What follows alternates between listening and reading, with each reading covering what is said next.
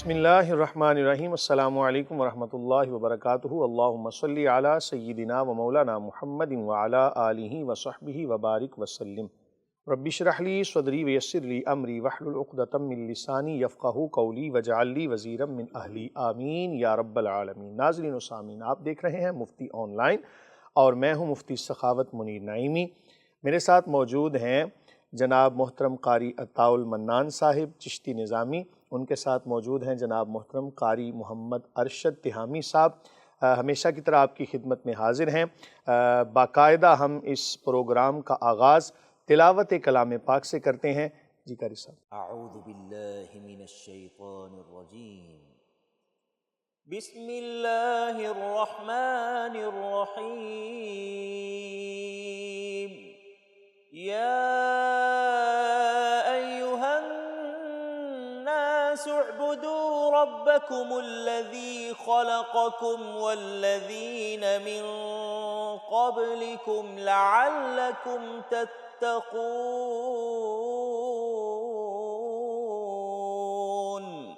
الذي جعل لكم الأرض فراشا والسماء بناء وأنزل من السماء ماء فأخرج به من الثمرات رزقا لكم فلا تجعلوا لله أندادا وأنتم تعلمون، وإن كنتم في ريب مما نزلنا على عبدنا فأتوا بسورة من مثله وادعوا شهداءكم من دون الله إن كنتم صادقين، فإن لم تفعلوا ولن تفعلوا فاتقوا النار التي وقودها الناس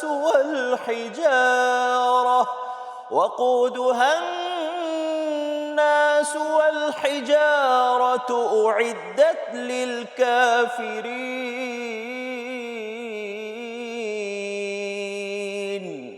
صدق اللہ العظیم۔ ماشاء اللہ، جزاک اللہ خیرہ۔ آپ نے تلاوت کلام پاک سماعت کی، اب اس کا ترجمہ اور مختصر وضاحت، اس کی تشریح تفسیر سماعت کیجئے۔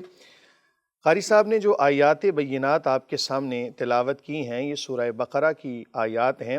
یہاں پر 2 رکوع مکمل ہو رہے ہیں اور اس سے آگے قاری صاحب نے تلاوت کی۔ خالق کائنات نے فرمایا، جس کا مفہوم ہے، اے لوگو عبادت کرو اپنے رب کی جس نے پیدا فرمایا تمہیں اور تم سے پہلے لوگ تھے ان کو بھی پیدا فرمایا، تاکہ تم پرہیزگار بن جاؤ، تاکہ تم متقی بن جاؤ۔ وہ جس نے بنایا تمہارے لیے زمین کو بچھونا اور آسمان کو عمارت، اور اتارا آسمان سے پانی، پھر نکالے اس سے کچھ پھل تمہارے کھانے کے لیے، پس نہ ٹھہراؤ اللہ کے لیے مد مقابل، اور تم جانتے ہو، اور اگر تمہیں شک ہو اس میں جو ہم نے نازل کیا اپنے برگزیدہ بندے پر، تو لے آؤ ایک صورت اس جیسی اور بلا لو اپنے حمایتیوں کو اللہ کے سوا اگر تم سچے ہو۔ پھر اگر ایسا نہ کر سکو اور ہرگز نہ کر سکو گے تو ڈرو اس آگ سے جس کا ایندھن انسان اور پتھر ہیں، جو تیار کی گئی ہے کافروں کے لیے۔ بے شک اللہ تعالیٰ نے سچ فرمایا۔ اب اس کی وضاحت سماعت کریں۔ پہلی آیت مبارکہ میں کل کائنات کے لوگوں کو خطاب ہے کہ اے تمام لوگوں تم اپنے رب کی عبادت کرو جس نے تمہیں پیدا فرمایا۔ اس سے پتہ چلتا ہے عبادت اسی کی جاتی ہے جو خالق ہو، جو پیدا فرمانے والا ہو، اور اللہ تعالیٰ نے بغیر نمونے کے کل کائنات کو پیدا فرمایا۔ اگر بالفرض کوئی بندہ کہے جی انسان کو بھی اللہ تعالیٰ نے یہ صلاحیتیں عطا فرمائی ہیں کہ اس انسان نے بہت ساری ایجادات کی ہیں، تو یاد رکھیں انسان نے کسی نہ کسی چیز کو دیکھ کر اس کے بعد کسی چیز کو بنایا، اور جو کچھ بھی بنایا اللہ تعالیٰ کی عطا کردہ طاقتوں سے بنایا۔ بہرحال عبادت کے لائق وہی ذات ہے کہ جو خالق ہو، جو مالک ہو، جو رازق ہو۔ کل کائنات کا خالق، مالک، رازق اللہ رب العالمین ہے۔ اس سے یہ بھی اشارہ ملتا ہے کہ قرآن مجید فرقان حمید کل انسانیت کے لیے رہنمائی کا کام کرتا ہے، کل کائنات کے لیے اس کے اندر احکامات بیان ہوئے ہیں، اور یہ کتاب ایسی ہے، لا ریب کتاب ہے کہ جو کل کائنات کی طرف، تمام انسانوں کی طرف اس کتاب کو بھیجا گیا۔ پھر فرمایا اور جو تم سے پہلے لوگ تھے ان کے لیے بھی یہی حکم ہے کہ اللہ تعالیٰ کی ہی عبادت کریں، اور وجہ کیا؟ تاکہ تم پرہیزگار بن جاؤ۔ یہاں پر جو لفظ ہے تتقون، لعلکم تتقون، تاکہ تم متقی بن جاؤ، پرہیزگار بن جاؤ۔ متقین کی بہت سی صفات ہیں، جن میں سے کچھ صفات ہم نے پارہ نمبر 1 کے شروع میں یعنی سورہ بقرہ کی جو پہلی آیات ہیں ان کے اندر تفصیل کے ساتھ اللہ تعالیٰ نے متقین کی صفات کو پیدا فرما دیا۔ اگلی آیت میں اللہ تعالیٰ نے اپنی قدرتوں کے اوپر نشانیوں کو بیان فرمایا کہ اللہ تعالیٰ کی ذات وہ ہے کہ جس نے تمہارے لیے زمین کو بچھونا بنایا اور آسمان کو عمارت۔ اب دیکھیں کہ اتنا بڑا بچھونا ہمارے لیے اللہ تعالیٰ نے بنا دیا، پوری زمین انسانوں کے لیے وسیع فرما دی، آسمان کو بنایا، اور آج ہم اگر کسی عمارت کو بناتے ہیں تو اس کے نیچے یقیناً ہمیں کوئی نہ کوئی سپورٹ لگانا پڑتی ہے۔ اللہ تعالیٰ کی قدرت دیکھیں کہ اس نے اتنے بڑے آسمان کو بغیر ستون کے کھڑا کر دیا۔ یہ اس کی قدرتوں پر دلالت کرتی ہیں یہ چیزیں۔ کبھی تنہائی میں بیٹھ کر اللہ رب العالمین کی قدرتوں پر غور و فکر کیا کریں۔ نبی کریم صلی اللہ علیہ وآلہ وسلم جب غار حرا میں تشریف لے جاتے تو وہاں جا کے کوئی خاص عبادت ایسی نہیں تھی، بلکہ زیادہ اس وقت کے اندر کریم آقا علیہ السلام تفکر کیا کرتے، تدبر کیا کرتے، کائنات کے اندر غور و فکر کیا کرتے۔ اور ایک روایت میں آتا ہے جس کا مفہوم ہے کہ 1 ساعت کا تفکر، 1 ساعت کا سوچنا، اللہ تعالیٰ کی قدرتوں کے اندر غور و فکر کرنا، یہ کئی سالوں کی عبادت سے بڑھ کر ہے، کیونکہ اس سے اللہ تعالیٰ کی معرفت حاصل ہوگی۔ پھر فرمایا کہ اللہ تعالیٰ نے آسمان سے تمہارے لیے پانی کو نازل فرمایا۔ یہ پانی بہت بڑی نعمت ہے، اس کی قدر کیجیے۔ آج اس کو بڑی بے دردی کے ساتھ ضائع کیا جا رہا ہے۔ وضو کرتے ہوئے بھی اسراف سے بچیں۔ نبی کریم صلی اللہ علیہ وآلہ وسلم کی حدیث مبارکہ ہے جس کا مفہوم ہے کہ وضو کے اندر بھی اسراف سے بچو۔ آپ نے ایک بندے کو دیکھا کہ وہ وضو کر رہا ہے تو کریم آقا علیہ السلام نے فرمایا کہ اسراف سے بچو۔ اس نے عرض کی یا رسول اللہ صلی اللہ علیہ، کیا وضو میں بھی اسراف ہوتا ہے؟ تو آپ صلی اللہ علیہ وآلہ وسلم نے فرمایا بالکل اسراف ہوتا ہے، چاہے تم ندی پر بیٹھ کر بھی وضو کرو تب بھی اسراف سے بچو۔ اب اس کے اندر 2 معنی ہیں۔ ایک تو یہ کہ پانی کو زیادہ استعمال نہ کرو، لیکن اتنا کم بھی نہیں کہ وضو ہی نہ ہو، اور اتنا زیادہ بھی نہیں کہ اگر بالفرض تم ندی کے کنارے بھی بیٹھے ہو تو وقت اتنا وہاں پہ ضائع کر رہے ہو، بہرحال فی الفور وضو کر کے تو اللہ تعالیٰ کی عبادت کے اندر مصروف ہو۔ تو اللہ تعالیٰ نے آسمان سے پانی نازل فرمایا، پھر اس پانی کے ذریعے اللہ تعالیٰ نے مختلف قسم کے پھل نکالے۔ پانی کے اندر اللہ تعالیٰ نے یہ صلاحیت رکھی ہے کہ اس سے زندگی ہے، بلکہ ایک مقولہ بھی مشہور ہے کہ پانی زندگی ہے، کیونکہ پانی کے بغیر زندگی ممکن نہیں۔ اللہ تعالیٰ نے اس کے ذریعے سے تمہارے لیے مختلف قسم کے پھل نکالے۔ اب یہ ساری چیزیں بیان فرمانے کے بعد اللہ تعالیٰ نے کل انسانیت کو خطاب فرمایا کہ اللہ تعالیٰ کا مد مقابل نہ بناؤ، اللہ تعالیٰ کے سوا کسی کی عبادت نہ کرو۔ عبادت کے لائق وہی ذات ہوتی ہے، یہ بات یاد رکھیے، کہ جو ہمیشہ سے ہمیشہ تک ہو، ازل سے ابد تک، جس کو کوئی پیدا کرنے والا نہ ہو، اور سوائے اللہ تعالیٰ کی ذات کے کوئی چیز ایسی نہیں ہے کہ جس کو کسی نے پیدا نہ کیا ہو۔ ظاہر ہے ہر چیز کو اللہ تعالیٰ نے پیدا فرمایا ہے، تو عبادت کے لائق اللہ تعالیٰ کی ہی ذات ہے۔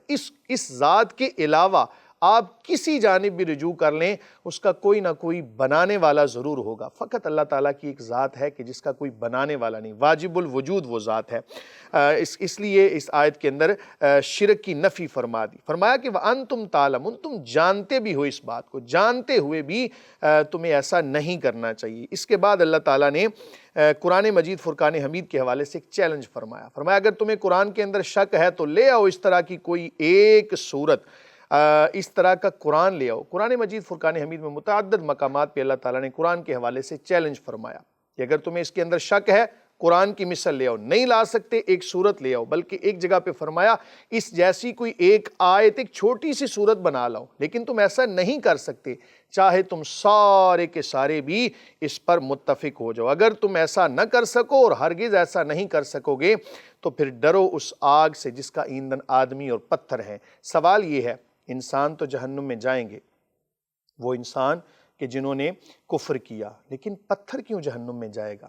مفسرین فرماتے ہیں کہ چونکہ پتھروں سے لوگ بتوں کو تراشتے تھے تو چونکہ بت کی نسبت پتھر کی جانب ہوئی، اس وجہ سے پتھر بھی جہنم میں جائے گا۔ پتہ چلا کہ جب نسبت کسی غلط چیز کی جانب ہو تو اس کا رنگ ضرور نظر آتا ہے۔ ہمیں بھی اپنی نسبتیں اچھی رکھنی چاہیے۔ بہرحال پروگرام کے اگلے مرحلے کی جانب بڑھتے ہیں۔ جیسا کہ آپ جانتے ہیں کہ ہمارا یہ پروگرام سوالات و جوابات کی نشست پر بھی مشتمل ہوتا ہے، اور اس سے پہلے جناب اللہ تعالیٰ کی حمد و ثنا اور رسول اللہ صلی اللہ علیہ وآلہ وسلم کی صفت و ثنا سے ہم پروگرام کے دوسرے مرحلے کا آغاز کرتے ہیں۔ یقیناً ہر بندے کو اللہ تعالیٰ کی صفت و ثنا کرنی چاہیے، رسول اللہ صلی اللہ علیہ وآلہ وسلم کی نعت پڑھنی چاہیے۔ تو ہم حمد باری تعالیٰ سنتے ہیں، حمد باری تعالیٰ پیش کریں گے جناب محترم قاری محمد ارشد تہامی صاحب۔ کوئی تو ہے جو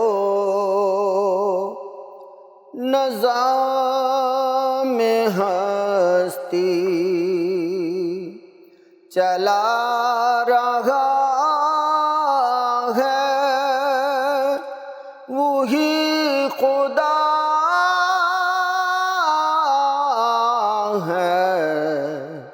وہی خدا ہے، دکھائی بھی جو نہ دے نظر بھی جو آ رہا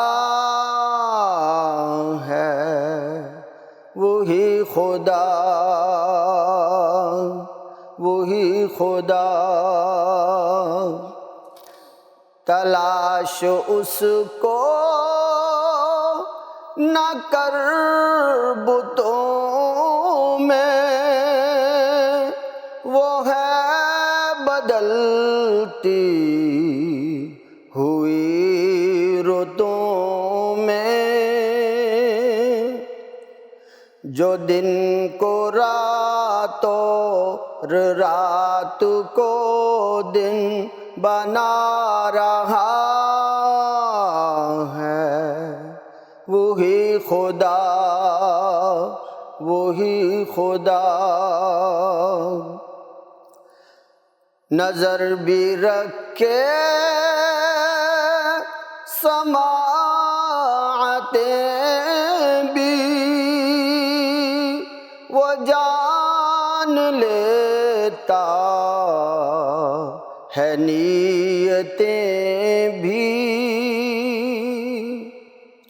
نظر بھی رکھے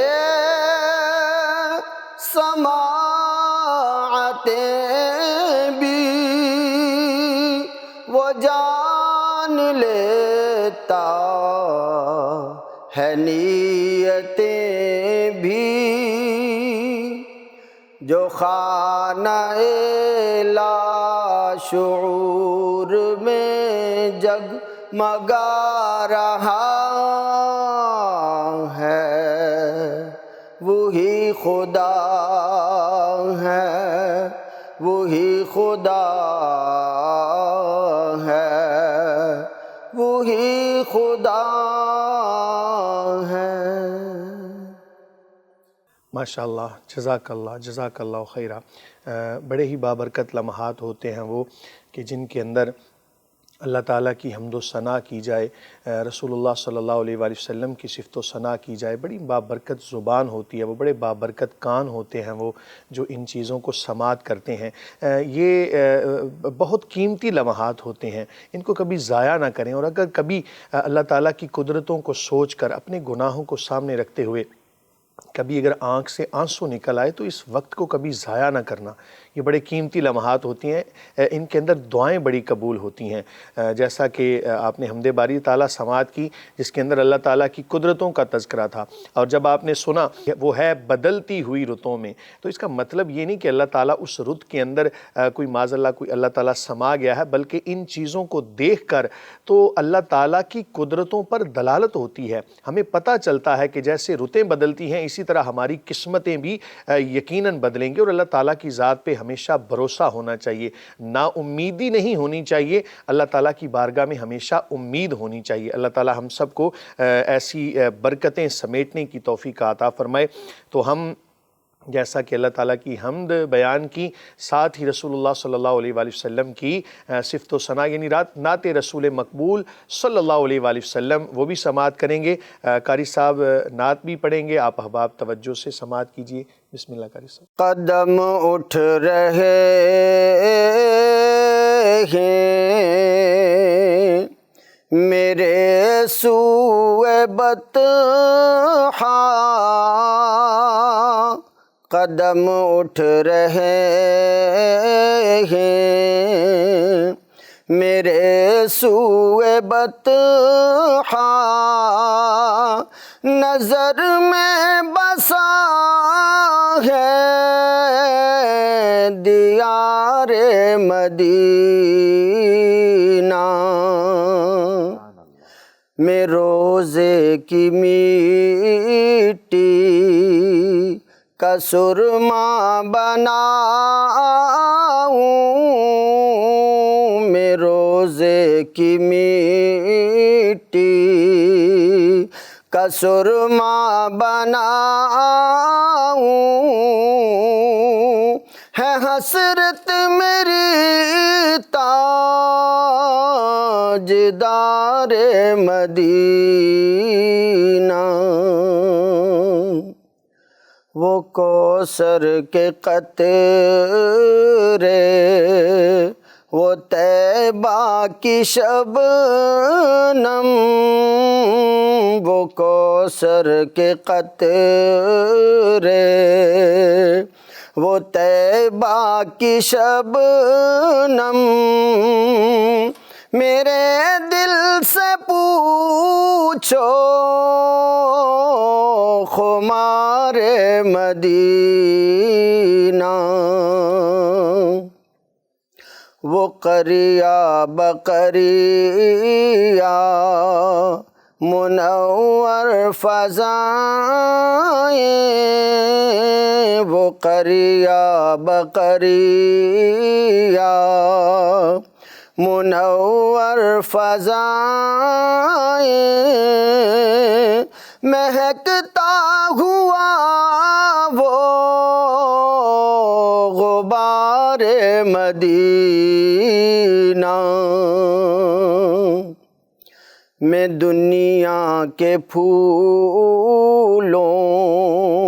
سے اکتا گیا ہوں، میں دنیا کے پھولوں سے اکتا گیا ہوں، مجھے گل سے بڑھ کر ہے خار مدینہ، قدم اٹھ رہے ہیں میرے سوئے بطحا، نظر میں بسا ہے دیار مدینہ۔ ماشاءاللہ، جزاک اللہ، جزاکم اللہ خیرہ۔ آپ نے نعت رسول مقبول صلی اللہ علیہ وآلہ وسلم سماعت کی جس کے اندر مدینہ طیبہ کے حوالے سے ایک حسرت بھی پائی گئی، اس کے فضائل بھی بیان کیے گئے۔ یاد رکھیں نبی کریم صلی اللہ علیہ وآلہ وسلم کا یہ شہر مدینہ طیبہ، مدینہ النبی صلی اللہ علیہ وآلہ وسلم، کوئی بھی نام اس کو دے لیں، مدینہ المنورہ بھی کہا جاتا ہے۔ نبی کریم صلی اللہ علیہ وآلہ وسلم جب وہاں پر تشریف فرما ہوئے، اس سے پہلے اس کی حالت کیا تھی؟ اس کو یثرب کہا جاتا تھا، بیماریوں کی جگہ۔ کریم آقا علیہ الصلوۃ والسلام نے وہاں پر قدم رکھا، اللہ رب العالمین نے ایسی تاثیر آپ کے قدم میں رکھی کہ آپ کا قدم رکھنے کی برکت یہ تھی کہ تمام بیماریاں وہاں سے دور ہو گئیں اور مدینہ المنورہ بن گیا، علوم کا شہر، محبتوں کا شہر، کہ جس کی جانب جانے کے لیے ہر مسلمان کا دل تڑپتا ہے، ہر کسی کی خواہش ہوتی ہے کہ میں روضہ رسول صلی اللہ علیہ وآلہ وسلم پر حاضر ہوں۔ بڑے قیمتی لمحات ہوتے ہیں، اور وہاں پر یہ بات بھی یاد رکھیں، جس طرح قاری صاحب نے ابھی شعر بھی پڑھا کہ مجھے مدینہ طیبہ کے اندر جو خار ہیں وہ بھی آج کل کے جو پھول ہیں ان سے زیادہ پسند ہے۔ کبھی اگر جانا نصیب ہو، اللہ تعالیٰ ہر کسی کے مقدر میں کرے، تو کوئی اگر مشکل آ جائے تو نبی کریم صلی اللہ علیہ وآلہ وسلم کا شہر سمجھتے ہوئے اس مشکل کو برداشت کر لینا چاہیے۔ ظاہر ہے بتقاضۂ بشریت وہاں پر ہم جاتے ہیں تو کچھ مشکلات بھی آتی ہیں، بعض دفعہ کھانے پینے کے حوالے سے، ہوٹل کے حوالے سے، اور مزید پریشانیوں کا سامنا کرنا پڑتا ہے۔ تو یہ سوچ کر کہ میرے نبی صلی اللہ علیہ وآلہ وسلم نے فرمایا تھا، جس کا مفہوم ہے کہ میرے شہر کے اندر اگر کوئی پریشانی آئے تو اے مسلمانوں اس کو برداشت کر لینا، اللہ تعالیٰ اس پر بھی یقیناً اجر عطا فرمائے گا۔ اور بھی بہت ساری باتیں ہیں، لیکن ہم نے پروگرام کے اگلے مرحلے کی جانب بڑھنا ہے، جو کہ سوالات و جوابات کی نشست پر مشتمل ہوتا ہے۔ آپ احباب کے بہت سارے سوالات ہمارے پاس ہمیں موصول ہوتے رہتے ہیں، ہم وقتاً فوقتاً ان کو پروگرام میں شامل کرتے رہتے ہیں۔ آپ احباب سے بھی التماس ہے، سکرین پر دیے گئے نمبرز کے ذریعے آپ ہم سے رابطہ کر سکتے ہیں، اور رابطہ کرنے کا طریقہ کیا ہے؟ آپ فون کال نہ کریں، کیونکہ فون کال اگر آپ کریں گے تو اٹینڈ نہیں ہوگی۔ واٹس ایپ نمبر دیا گیا ہے، اس پر اپنے سوالات آپ لکھ کے بھیج سکتے ہیں، یا اپنی آواز کے ذریعے وائس میسیج آپ کر سکتے ہیں۔ اس کا طریقہ بھی یہ ہے کہ کسی ایسی جگہ کا انتخاب کریں کہ جہاں پر شور نہ ہو، آواز کو دوبارہ خود بھی سن لیا کریں، تاکہ ہمیں سوال سنتے ہوئے کوئی دقت کا سامنا نہ کرنا پڑے، اور آپ کا جو سوال ہو اس کے مطابق ہی جواب دیا جا سکے۔ تو آج کے سوالات کی جانب بڑھتے ہیں۔ قاری صاحب، کون سے آج کے سوالات ہمیں موصول؟ جی مفتی صاحب، ایک بہن ملتان سے پوچھتی ہیں کہ اگر آپ کو جلدی ہو اور اذان ہو رہی ہو لیکن آپ نماز شروع کر دیں تو کیا شرعاً یہ عمل درست ہوگا یا نہیں؟ بسم اللہ الرحمن الرحیم۔ اذان جب ہو رہی ہو اس کا سننا لازم ہوتا ہے، اور یہ بات بھی یاد رکھیں، یہ کلمات اللہ تعالیٰ کی طرف سے عطا کردہ ہیں، ان کے سننے پر بہت زیادہ ثواب ہے۔ کوئی بھی ایسا کام نہ کریں، چاہے وہ نماز ہی کیوں نہ ہو، دوران اذان نماز نہ پڑھیں۔ ہاں، اگر آپ نے ایک جگہ اذان سن لی ہے اور اس کے بعد ظاہرہ اور جگہوں پر اذانیں ہو رہی ہیں، تو آپ نے پہلی اذان سن کر اگر نماز شروع کر دی تو اس کے بعد آپ گناہگار نہیں ہوں گے۔ لیکن اگر آپ نے بالکل اذان کے تقدس کو پامال کیا اور فی الفور جناب ابھی اذان بھی نہیں ہوئی اور آپ نماز شروع کر دیں اس نیت کے ساتھ کہ اذان نہ سنی جائے، تو یہ بہرحال مناسب بات نہیں ہوگی۔ رہی بات یہ کہ مجبوری جب بن جاتی ہے، مثلاً آپ نے فلائٹ پکڑنی ہے، اسی طرح ٹرین آپ نے پکڑنی ہے، بس کے نکل جانے کا خدشہ ہے، یا کوئی بھی ایسی ضرورت بن گئی، عذر شرعی پایا گیا، تو ایسی صورت میں آپ نے اگر نماز شروع کر دی اذان کے ہوتے ہوئے بھی تو شرعی طور پر گناہگار نہیں ہوں گے۔ یاد رکھیں کہ اذان کی آواز سننا بھی لازم ہے، اس کا جواب دینا بھی لازم ہے۔ حضور نبی کریم صلی اللہ علیہ وآلہ وسلم کا فرمان ہے، جس کا مفہوم ہے کہ مؤذن جس طرح کہے تم بھی کہو، اور جب وہ حیا علی الصلاح حیا علی الفلاح کے الفاظ کہے تو ایسی صورتحال کے اندر تم کہو لا حول ولا قوت الا باللہ العلی العظیم، تاکہ آپ نے جو عبادت کرنی ہے، اذان کی آواز ظاہرہ جب ہو رہی ہے، اذان ہو رہی ہے، تو اب آپ نے نماز کو قائم کرنا ہے، تو شیطان کوئی بھی درمیان میں ایسا وسوسہ نہ ڈالے، کوئی بھی ایسا عمل شیطان کی طرف سے نہ ہو کہ جو نماز کے دوران رکاوٹ کا باعث بنے۔ تو بہرحال عذر شرعی کی بنا پر اذان کے دوران اگر آپ نے نماز پڑھ لی تو گناہگار نہیں ہوں گے۔ ایک بھائی واٹس ایپ پر پوچھتے ہیں کہ اگر امام صاحب کوئی سورت فاتحہ کے ساتھ دوسری سورت ملانا بھول جائیں تو ان کے پیچھے نمازیوں کے لیے حکم شرع کیا ہوگا؟ بسم اللہ الرحمن الرحیم۔ امام صاحب نے جب سورۃ فاتحہ پڑھ لی مطلق قرات ہو گئی۔ مطلق قرات کے بعد اب ان کے اوپر واجب تھا کہ سورت ملاتے۔ اگر انہوں نے سورت نہیں ملائی تو مقتدیوں پر لازم ہے کہ وہ امام صاحب کو لقمہ دے دیں، کہ کوئی آیت پڑھ دیں یا کوئی بھی ایسا جملہ کہیں کہ جس کی وجہ سے امام صاحب کو پتہ چل جائے کہ میں نے سورت ملانی تھی۔ لیکن ایسا کوئی میرے ابھی تک سننے میں نہیں آیا کہ کوئی امام صاحب صرف سورہ فاتحہ ظاہرہ بلند آواز سے پڑھیں گے تو اتنا تو علم ہوتا ہے کہ ہم نے اس کے بعد قرات بھی کرنی ہے۔ بہرحال اگر ایسی صورتحال پائی گئی تو آپ پیچھے سے لقمہ دیں۔ اگر بالفرض انہوں نے لقمہ نہیں لیا، وہ رکوع میں چلے گئے، تو ایسی صورتحال کے اندر اگر وہ سجدہ سہو کر دیں گے تو نماز مکمل ہو جائے گی، کیونکہ مطلق قرات پائی گئی، صورت ملانا واجب تھا۔ واجب کے چھوٹ جانے پر جان بوجھ کے کسی بھی چیز کو چھوڑنا نہیں چاہیے جو نماز کا حصہ ہے۔ بھولے سے اگر واجب چھوٹ جائے تو سجدہ سہو کے ساتھ نماز کا وہ نقصان پورا کیا جا سکتا ہے۔ ایسی صورتحال کے اندر نماز مکمل ہو جائے گی۔ آج کا اگلا سوال بھلوال سے شکیل نذیر پوچھتے ہیں کہ فرض نماز کے بعد دعا مانگنا فرض ہے یا واجب؟ اس کا شرعاً کیا حکم ہے؟ رہنمائی فرما دیں۔ بسم اللہ الرحمن الرحیم۔ اللہ تعالیٰ سے دعا مانگنے کے حوالے سے بھی اگر ہمیں پوچھنا پڑے تو کتنی عجیب بات ہے۔ بہت ساری ایسی باتیں ہمارے معاشرے کے اندر شامل ہیں کہ جن کے حوالے سے بہت زیادہ ہم لوگ متذبذب ہیں۔ اللہ تعالیٰ سے دعا مانگنی ہے تو جناب کسی بھی وقت میں آپ مانگ سکتے ہیں۔ اللہ تعالیٰ نے دعا کا حق ہر انسان کو عطا فرمایا ہے۔ یہاں پر صرف مسلمان کی بات نہیں بلکہ ہر انسان کو اللہ تعالیٰ نے دعا کا حق عطا فرمایا ہے۔ کل بروز قیامت جب انسان پہاڑوں کی طرح بڑی بڑی نیکیاں دیکھے گا، عرض کرے گا مولا کریم میں نے تو یہ کوئی بھی نیکی نہیں کی، تو اللہ رب العالمین فرمائے گا، بندے جو تو نے دنیا کے اندر دعائیں مانگی تھیں تیری وہ دعائیں قبول تو نہیں ہوئیں، اس کے بدلے میں تجھے یہ اتنی نیکیاں ملی ہیں۔ اس وقت بندہ خواہش کرے گا کہ کاش دنیا میں میری کوئی دعا بھی قبول نہ ہوتی۔ اس لیے دعا مانگیں جس طرح بھی ہو سکے، جب آپ کو موقع ملے۔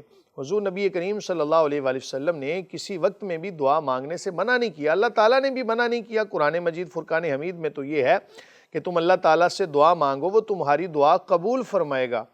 تو پھر یہ اوقات جو ہوتے ہیں نماز کی ادائیگی کے بعد، ظاہر ہے ان اوقات کے اندر اللہ تعالیٰ کی رحمت بندے کو گھیرے ہوئے ہوتی ہے۔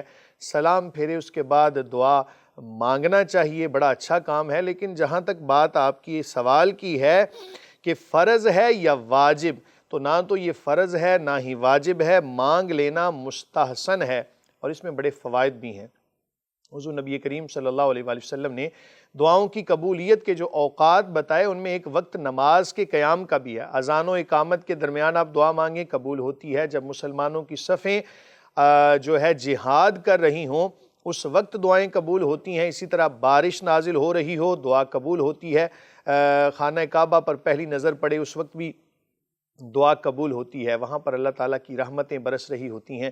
علی حاصل قیاس جب کسی وقت میں دعا مانگنے سے منع نہیں کیا تو ایسی صورتحال کے اندر مانگ لینا بہتر ہے۔ اور اللہ تعالیٰ سے بھی مانگتے ہوئے کیا شرمانا، وہ ذات تو وہ ہے کہ جو مانگنے پر خوش ہوتی ہے۔ آج دنیا دار کے آپ دروازے پہ جائیں، ایک سے دوسری بار مانگیں، ہو سکتا ہے وہ ناراض ہو جائے، لیکن اللہ تعالیٰ کے خزانوں میں کوئی کمی نہیں۔ اللہ تعالیٰ سے مانگنا چاہیے، بار بار مانگنا چاہیے، گڑ گڑا کے مانگنا چاہیے۔ یہاں تک آتا ہے کہ اگر جوتے کا تسمہ بھی ٹوٹ جائے تو اللہ تعالیٰ سے دعا کرو، دے گا تو وہ کسی وسیلے سے، کسی نہ کسی ذریعے سے تمہارے پاس کوئی چیز آئے گی، لیکن اللہ تعالیٰ سے ہمیشہ مانگتے رہنا چاہیے۔ جی مفتی صاحب اگلا سوال جھنگ سے عمران جاوید پوچھتے ہیں کہ کیا پگڑی پہن کر نماز ادا کر سکتے ہیں؟ اگر سجدے دوران سر سے پگڑی کھسک جائے یا گر جائے تو کیا حالت نماز میں دوبارہ سر پر واپس پگڑی یا ٹوپی رکھ سکتے ہیں؟ بسم اللہ الرحمن الرحیم۔ یقیناً نماز کے آداب میں سے ہے سر ڈھانپ کے نماز پڑھنا، امامہ شریف کے ذریعے، جس کو آپ پگڑی کہہ رہے ہیں، پگڑی کہہ لیں، امامہ شریف کہہ لیں۔ تو جب امامہ شریف پہن کر آپ نماز پڑھیں گے تو اس کا ثواب بقیہ نمازوں سے زیادہ ہوگا۔ ایک روایت کے مطابق 27 گنا، ایک کے مطابق 70 گنا۔ بہرحال اس کے اندر کثرت پائی جا رہی ہے کہ امامہ شریف کے ذریعے پڑھی گئی نماز باقی نمازوں سے زیادہ فضیلت رکھتی ہے۔ آپ نے جب نماز پڑھنی ہے تو اپنی دستار کو، اپنی پگڑی کو اچھے طریقے سے ہی باندھیں، یا آپ نے سر پہ جو ٹوپی رکھی ہوئی ہے اس کو اچھے طریقے سے سمجھ لیں کہ سر کے اوپر اچھے طریقے سے اس کو رکھیں کہ وہ گرے نہ۔ بہرحال اگر دوران نماز ایسا کوئی معاملہ ہو گیا، سر سے پگڑی گر گئی یا ٹوپی گر گئی، تو عمل قلیل کے ذریعے آپ اس کو سر پہ رکھ لیں گے، بلکہ رکھ لینا چاہیے، بہتر یہی ہے۔ اگر عمل کثیر وہاں پر پایا جائے، ایسی صورتحال کے اندر نماز فاسد ہو جائے گی۔ آپ دونوں ہاتھ استعمال نہ کریں۔ مثلا جالی والی ٹوپی تھی، دوران نماز گر گئی تو وہ ایک ہاتھ سے کبھی بھی آپ سر پہ نہیں پہن سکتے۔ اگر آپ پہن سکتے ہیں تو بہرحال پہن لیں۔ اور پگڑی ہے، دستار ہے، اگر اس طرح کی بندھی ہوئی ہے کہ اس کو ایک ہاتھ سے پکڑ کر آپ سر پہ رکھ سکتے ہیں تو رکھ لیں، ورنہ دونوں ہاتھ استعمال نہ کریں۔ ایسی صورتحال کے اندر نماز فاسد ہو جائے گی۔ مفتی صاحب، اگر کسی کے سر سے ٹوپی یا پگڑی گر جائے تو کوئی دوسرا شخص آ کر وہ ٹوپی اور پگڑی اس کے سر پر رکھ دے تو کیا دوسرے آدمی کے لیے عمل جائز ہوگا؟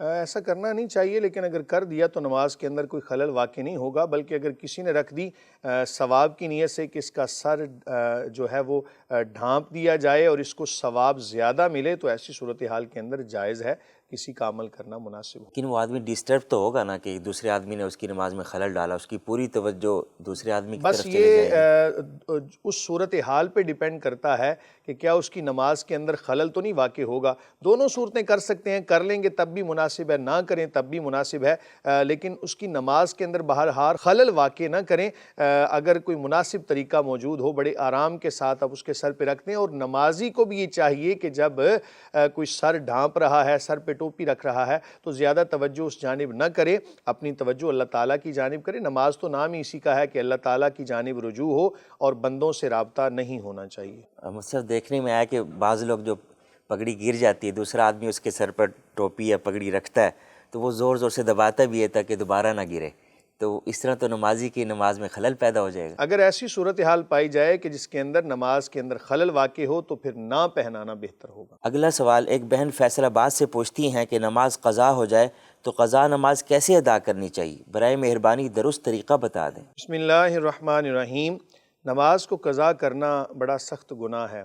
حضور نبی کریم صلی اللہ علیہ وآلہ وسلم فرماتے ہیں، جس کا مفہوم ہے کہ جس بندے کی عصر کی نماز قضا ہو گئی، کأنما وُتِرَ أَهْلُهُ وَمَالُهُ، کما قال، کہ جس بندے کی عصر کی نماز قضا ہو گئی، ایسے ہی ہے کہ جیسے اس کا مال، اسباب، اولاد سب کا سب فنا ہو گیا۔ آج ہمیں نماز قضا ہوتے ہوئے، نماز قضا کرتے ہوئے ہم کبھی گھبراتے نہیں، ہمیں پریشانی نہیں ہوتی۔ اگر ہمارا دنیا کا کوئی نقصان ہو جائے تو ایک دوسرے کے ساتھ تعزیت کرنے کو پہنچ جاتے ہیں۔ صحابہ کرام علیہم رضوان کا یہ طریقہ تھا کہ اگر کسی کی جماعت بھی رہ جاتی تو اس سے پوچھنے کے لیے جاتے اور تعزیت کرتے کہ بھائی آج آپ کی جماعت رہ گئی ہے۔ یہ تعلیم امت کے لیے تھا، ورنہ وہ ہستیاں ایسی ہیں کہ جن کو اللہ تعالیٰ نے جن کے حوالے سے فرما دیا رضی اللہ عنہم ورضوا عنہ۔ ہمیں چاہیے کہ اپنی نمازوں کی حفاظت کریں۔ آج ہمارا دنیا میں کوئی نقصان ہو جائے نا تو ہم بڑے پریشان ہوتے ہیں، لیکن نماز چھوٹ جائے کوئی پرواہ نہیں ہوتی۔ نماز قضا کرنا بہت بڑا گناہ ہے۔ جب یہ آپ نے پڑھ لیا، اس حدیث کو سن لیا کہ جس کی عصر کی نماز قضا ہو گئی تو اس کا مال اسباب سب، یعنی اتنا اسے دکھ ہونا چاہیے کہ جتنا مال و اسباب، مثال کے طور پر اللہ نہ کرے، میں صرف سمجھانے کی غرض سے کہہ رہا ہوں، کوئی زلزلہ کی آفت آ جائے، کوئی سیلاب کی آفت آ جائے، کسی کی اولاد، کسی کا مال جان سب کچھ تباہ ہو جائے، ایک لمحے کے لیے سوچنا کہ اسے کتنا دکھ ہوگا، وہ کتنا پریشان ہوگا۔ نبی کریم صلی اللہ علیہ وآلہ وسلم نے ایک نماز کے قضا کرنے کے حوالے سے یہ فرمایا ہے، یہ نہیں کہا کہ بالکل پڑھی نہیں، قضا ہو جائے تو اتنا اسے دکھ ہونا چاہیے۔ آج ہم کس مقام پہ کھڑے ہیں، اپنے عقائد و اعمال کا بہرحال محاسبہ کریں۔ نماز اگر قضا ہو جائے تو کسی وقت بھی اس کو پڑھا جا سکتا ہے۔ اگر کوئی بندہ صاحب ترتیب تھا، صاحب ترتیب وہ بندہ ہوتا ہے کہ جس کے ذمہ پوری زندگی میں 5 نمازوں سے زیادہ قضا نمازیں نہ ہوں، ایسی صورتحال کے اندر پہلے وہ قضا نماز پڑھے گا اور پھر اپنی وقتی نماز پڑھے گا۔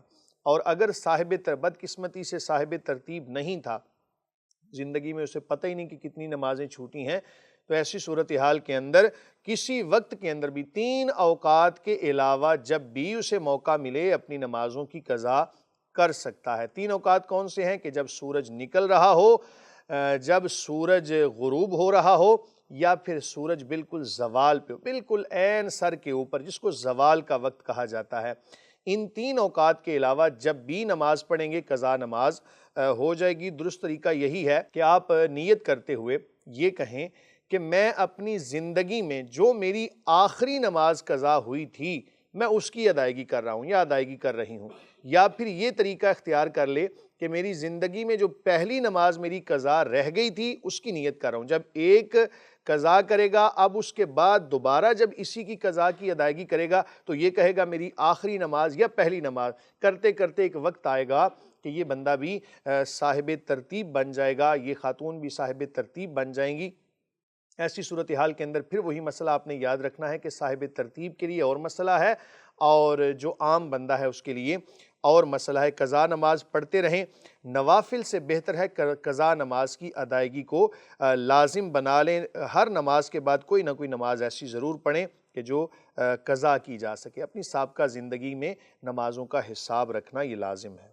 قضا نمازوں کے حوالے سے یہ مسئلہ بھی آپ نے یاد رکھنا ہے کہ جب آپ نے قضا کرنی ہے تو صرف فرائض کی قضا کرنی ہے۔ مثلا فجر ہے تو اس کے 2 فرض، ظہر ہے تو اس کے 4 فرض۔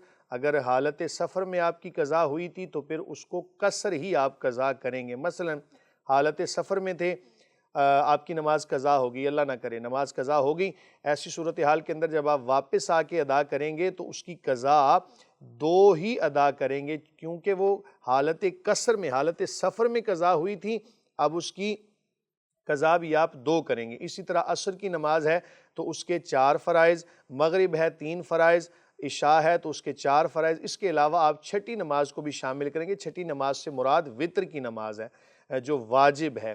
قضا کرتے ہوئے فرائض اور واجبات کی قضا کی جاتی ہے، سنتوں کی قضا نہیں ہوتی۔ علماء نے یہ لکھا ہے کہ اگر اس دن کی فجر کی نماز ظہر سے پہلے ادا کرے تو ایسی صورتحال کے اندر سنتوں کی بھی قضا کر لے۔ اس کی وجہ یہ ہے کہ یہ قریب الواجب ہیں، اس وجہ سے سنتوں کی قضا کر لے۔ جی مفتی صاحب، اگلا سوال سرگودا سے خلیل جان پوچھتے ہیں کہ ہم اکثر بڑے بزرگوں سے سنتے ہیں کہ مغرب کے وقت بلائیں آسمان سے اترتی ہیں، کیا یہ سچ ہے؟ بسم اللہ الرحمن الرحیم۔ جب سورج غروب ہوتا ہے تو ایک حدیث ایسی ملتی ہے جس کا مفہوم ہے کہ اس وقت کے اندر شیطان کے جو سینگ، یا طلوع کے وقت کی ایسی حدیث ہے یا غروب کے وقت، بہرحال جنات اور دیگر جو چیزیں ہیں ان کے نازل ہونے کا یہ وقت ہوتا ہے، ان کے اترنے کا وقت ہوتا ہے، شیطان کا یہ وقت ہوتا ہے۔ کوشش یہی کہ شیطان کا وقت ہونے کا مطلب یہ نہیں کہ معاذ اللہ کوئی وقت کو اس کی جانب صرف سمجھانے کے لیے یہ جملہ بولا جاتا ہے، اور حضور صلی اللہ علیہ وسلم فرماتے ہیں جس کا مفہوم ہے کہ مغرب کے بعد اپنے بچوں کو گھر سے باہر نہ نکالو، کیونکہ ان اوقات کے اندر یہ ساری چیزیں ان کا نزول ہوتا ہے۔ بہرحال یہ کہنا کہ بلائیں نازل ہوتی ہیں، ایسی کوئی واضح حدیث میری نظر سے نہیں گزری۔ بہتر یہی ہے کہ جب غروب ہو رہا ہو، غروب کے بعد، بلکہ ہر دن کے اندر ہر لمحہ ہمیں توبہ استغفار کرنی چاہیے۔ ہمیں ظاہری بلاؤں سے تو بڑا ڈر لگتا ہے، کسی کے سامنے کوئی بھیانک خوفناک چیز آ جائے فوراً ڈر جائے گا، لیکن ہمیں اللہ تعالیٰ کا خوف ہونا چاہیے کہ ہمارے گناہوں پر جو ہمیں سزا ملے گی اس سے ڈرنا چاہیے۔ اپنا اور اپنی اولاد کے حوالے سے فکر مند رہیں، مغرب کے بعد ان کو گھر سے باہر نہ نکالیں، اسی طرح کی حدیث ملتی ہے۔ اس کے علاوہ کوئی اگر روایت ہو تو وہ میری نظروں سے نہیں گزری۔ مفتی صاحب، بعض لوگوں سے یہ سنا ہے کہ عصر کے بعد فرشتوں کی ڈیوٹیاں چینج ہوتی ہیں جو حفاظت پر مامور ہیں، اس دوران شیطان انسانوں پر حملہ آور ہوتے ہیں، کیا یہ بھی سچ ہے؟ ایسا ہو سکتا ہے، یہ تو روایت ملتی ہے کہ عصر کے اوقات کے اندر، عصر کا وقت جب ہوتا ہے تو فرشتوں، جو صبح کے فرشتے ہیں وہ جا رہے ہوتے ہیں، اور جو شام کے فرشتے جن کی ڈیوٹیاں ہیں وہ واپس آ رہے ہوتے ہیں، لیکن یہ کہنا کہ اس دوران موقع پا کر کچھ شیطان حملہ آور ہوتا ہے، ایسی کوئی بات مناسب بھی نہیں لگتی۔ اللہ تعالیٰ آزمائش کے لیے ان چیزوں کو نازل فرماتا ہے، توکل اللہ تعالیٰ کی ذات پہ ہو تو کچھ بھی نہیں ہوتا۔ لاہور سے محمد احمد پوچھتے ہیں کہ اگر ارینج میرج ہو رہی ہو تو کیا لڑکا لڑکی شادی سے پہلے ایک دوسرے کو دیکھ کر اور پسند کر کے فیصلہ کر سکتے ہیں؟ بسم اللہ الرحمن الرحیم۔ شریعت نے ہر معاملے کے اندر ہماری رہنمائی فرمائی ہے، جو ہم پڑھتے ہیں نا لا اکراہ فی الدین، کہ دین کے اندر سختی نہیں، اس کا مطلب ہرگز یہ نہیں کہ اتنی نرمی ہے کہ جناب آپ اپنی من مانی کرتے پھریں۔ دین کے اندر حدود و قیود کا لحاظ کرتے ہوئے اسلام نے بہت ساری چیزوں میں اجازت بھی دی ہے۔ تو اگر لڑکا اور لڑکی شادی کرنا چاہتے ہیں، ایسی صورتحال کے اندر ایک نظر دیکھ لینا، پسند کر لینا حدود و قیود کے اندر رہ کر جائز ہے۔ اب ایسا نہ ہو کہ وہ ملاقات اتنی طویل ہو جائے کہ جس کے اندر بہت ساری خرابیاں پیدا ہو جائیں۔ لیکن میرا یہ آپ کو ایک مشورہ ہے کہ اگر آپ کے والدین حیات ہیں، بہن بھائی ہیں، بہنیں ہیں، تو انہوں نے اگر دیکھ لیا اور ان کی پسند پر آپ اکتفا کر لیں تو یہ بھی بہت زیادہ مناسب بات ہوگی۔ اللہ تعالیٰ سے دعا کرتے رہیں، اور یہ بات بھی یاد رکھیں، قرآن مجید فرقان حمید میں ارشاد باری تعالیٰ ہے الخبیثات للخبیثین والخبیثون للخبیثات والطیبات للطیبین والطیبون للطیبات، کہ جو خبیث ہیں، خبیث الفطرت، ان کے لیے خبیث ہی خواتین ہیں، اور جو خود پاک ہیں ان کے لیے پاک خواتین ہیں۔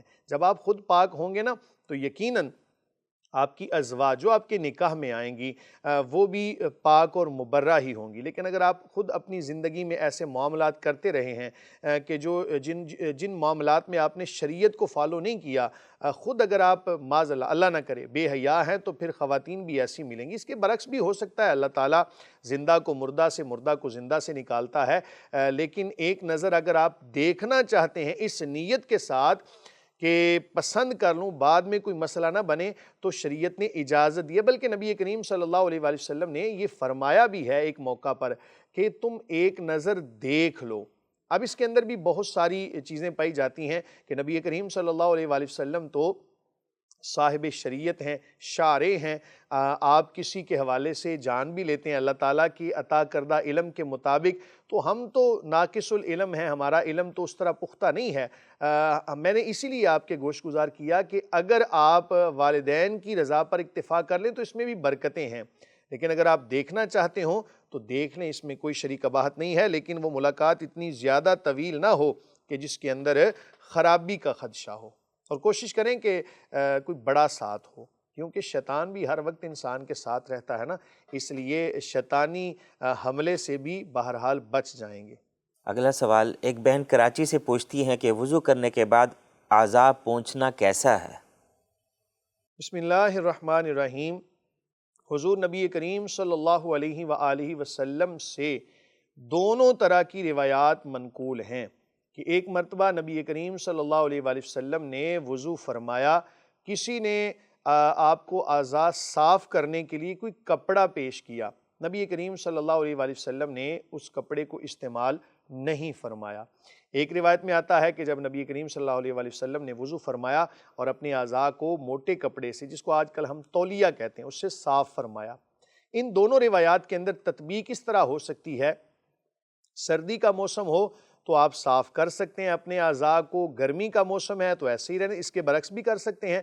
تو دونوں طرح کی روایات جب ملتی ہیں تو کسی بھی روایت پر عمل کریں گے یقیناً سنت پر عمل کرتے ہوئے ثواب بھی پائیں گے۔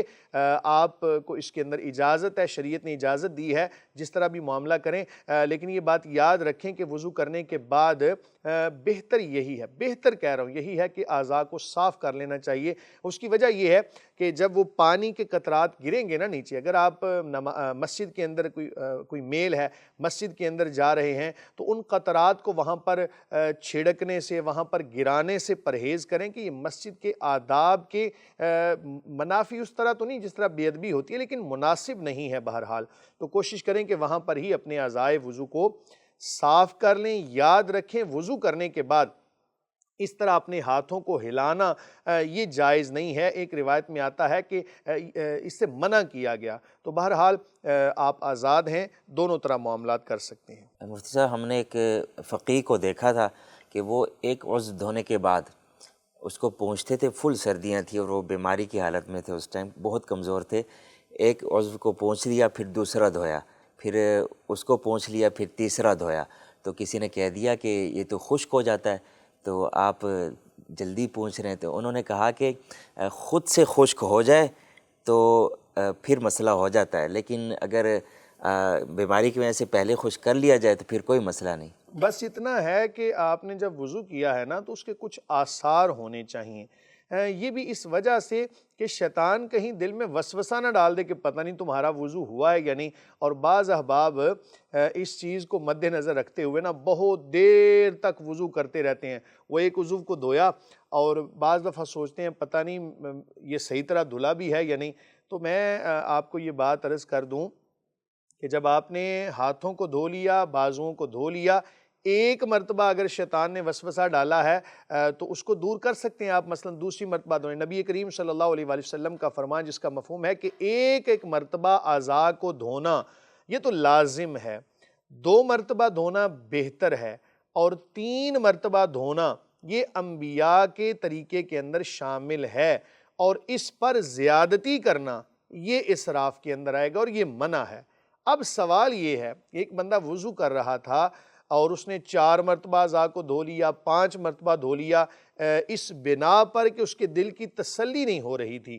تو میرا مشورہ ہے آپ کو کہ 3 مرتبہ اپنے اعضاء کو دھونے کے بعد چھوڑ دیں، اللہ تعالیٰ کی ذات پہ بھروسہ کریں. اگر شیطان دل میں وسوسہ ڈال رہا ہے تو لا حول ولا قوت الا باللہ العلی العظیم پڑھ لیں، تعوذ پڑھ لیں. شیطان کا وسوسہ ضرور انشاءاللہ العزیز دور ہو جائے گا. اگر بالفرض پھر بھی آپ کی تسلی نہیں ہو رہی، آپ نے 4تھی مرتبہ بھی اعضاء کو دھو لیا، تو یاد رکھیں نیت آپ نے یہ کرنی ہے کہ نبی کریم صلی اللہ علیہ وآلہ وسلم کا حکم 3 مرتبہ ہے، عمل بھی 3 مرتبہ ہی کرنا ہے. جی جو 4تھی مرتبہ میں نے عمل کیا ہے یہ صرف اور صرف اس 3 کے عدد کو مکمل کرنے کے لیے کہ ہو سکتا ہے دوسری مرتبہ جب میں نے دھویا تھا تو وہ مکمل نہیں دھویا گیا. تو ایسی صورتحال کے اندر نیت آپ نے یہی کرنی ہے کہ سنت 3 مرتبہ ہے اور میں صرف اس عدد کی تکمیل کے لیے 4تھی مرتبہ دھو رہا ہوں، اور زیادہ اسراف وضو میں نہیں کرنا چاہیے. دیکھیں جب آپ نے وضو کیا ہے، پاؤں آپ نے دھو لیے، پاؤں دھونے کے بعد اگر بالفرض سردیاں تھیں آپ نے فی الفور جرابیں پہن لی، تو یاد رکھیں ان کی وجہ سے جو اسمیل پیدا ہوگی، اور جب آپ مسجد میں جائیں گے، اور ایسا متعدد بار ہوا ہے کہ کچھ لوگ فی الفور پاؤں دھونے کے بعد ان کو خشک نہیں کرتے، جرابیں پہن لیتے ہیں اور پھر جوتے پہن لیے، اور بہت دیر تک ظاہر ہے کئی لوگوں نے جوگر پہنے ہوتے ہیں، اس کے علاوہ بند شوز ہیں. تو ایسی صورتحال کے اندر سمیل جو پیدا ہوتی ہے اس کی وجہ سے نمازیوں کے حوالے سے جو تشویش پائی جاتی ہے، لوگ بڑے بڑے اعتراضات کرتے ہیں جی مسجد کے اندر سمیل آ رہی ہے. تو اس سے بچنے کے لیے بھی نبی کریم صلی اللہ علیہ وآلہ وسلم کی اس سنت کو مد نظر رکھیں. مسجد کو حتی الامکان آپ سمیل سے بچائیں، چاہے وہ پاؤں کی ہو، چاہے منہ کی ہو، جسم کی ہو، کپڑوں کی ہو. علی حاضل قیاس تمام تر معاملات کو مد نظر رکھتے ہوئے نمازیوں کے حوالے سے یہ سامنے رکھیں کہ وہ انسان ہیں اور ان کی تکلیف کا باعث نہ بنے. ایسی صورتحال کے اندر پاؤں کو خشک کر لیں، اور جناب اگر جرابیں نہیں پہنی ہوئی، بالفرض گرمی کا موسم ہے، تو پھر آپ نے اگر پاؤں تر بھی رکھے تو اس میں کوئی شرح قباحت نہیں ہے. بہت شکریہ مفتی صاحب. آپ سب احباب کا بھی بہت شکریہ جو اپنے سوالات ہمیں بھیجتے ہیں. امید ہے مفتی صاحب کے قرآن و سنت کی روشنی میں دیے گئے جوابات سے آپ کو خوب رہنمائی ملی ہوگی. آپ سب دیکھنے والوں سے گزارش ہے اگر کسی بھی دینی، شرعی اور اخلاقی معاملے میں رہنمائی چاہتے ہیں تو مفتی آن لائن میں اپنے سوالات سکرین پر دیے گئے نمبر پر بھیجیں. آپ ہمارے سوشل میڈیا کے ذریعے بھی ہم سے رابطہ کر سکتے ہیں، اور آپ سب سے یہ گزارش ہے کہ وائس میسیج کریں یا لکھ کر اپنے سوالات بھیجیں. بہتر ہے کہ کالز نہ کریں کیونکہ ہم آپ کی کال کا جواب نہیں دے سکیں گے. ہم آپ کے سوالات کو پروگرام میں شامل کریں گے اور ان کا شرعی حل بتائیں گے. اگر آج کا پروگرام آپ کو پسند آیا ہو تو ہمارے چینل کو سبسکرائب کریں اور اس ویڈیو کو زیادہ سے زیادہ لائک کریں اور شیئر کریں. بہت شکریہ. وما علینا الا البلاغ.